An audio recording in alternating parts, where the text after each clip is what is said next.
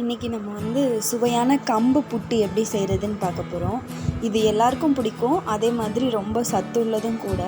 இது வந்து கம்பு வந்து நாங்கள் க்ளீன் பண்ணி ஊற வச்சு ஒரு 2-3 மணி நேரம் ஊற வச்சுக்கணும். ஊற வச்சு கொரப்பாக இந்த பக்குவத்தில் தான் அரைக்கணும். அரைச்சி எடுத்துட்டு அதுக்கப்புறமா நம்ம வந்து இட்லி சட்டியில் இந்த மாதிரி துணியில் வச்சு ஒரு 10 நிமிஷம் வேக விட்டு எடுத்துக்கணும்.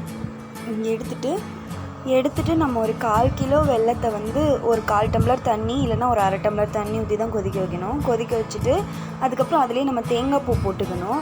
அந்த தேங்காய் பூ போட்டு ஒரு 2 நிமிஷம் நல்லா நம்ம சுருள கிண்டிக்கணும். கிண்டி முடிச்சுட்டு அதுக்கப்புறம் திருப்பி நம்ம வேக வச்சுருக்கிற அந்த கம்பு புட்டையும் அதோடய சேர்த்துக்கணும். சேர்த்து இதையும் அதுவும் நல்லா மிக்ஸ் ஆகுற மாதிரி நல்லா கிளறிட்டே இருக்கணும். நல்லா கொஞ்சம் நேரம் கிளறினோன்னா தான் அந்த மாதிரி ஒரு திக் கன்சிஸ்டன்சி வரும். அந்த டைம் வரைக்கும் நம்ம கிளறிட்டே தான் இருக்கணும். அந்த கன்சிஸ்டன்சி எப்படி இருக்கணும், இந்த மாதிரி இருக்கணும்.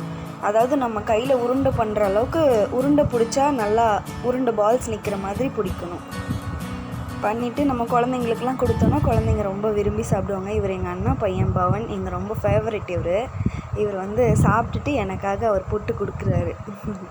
எல்லோரும் சேனலை சப்ஸ்கிரைப் பண்ணுங்கள்.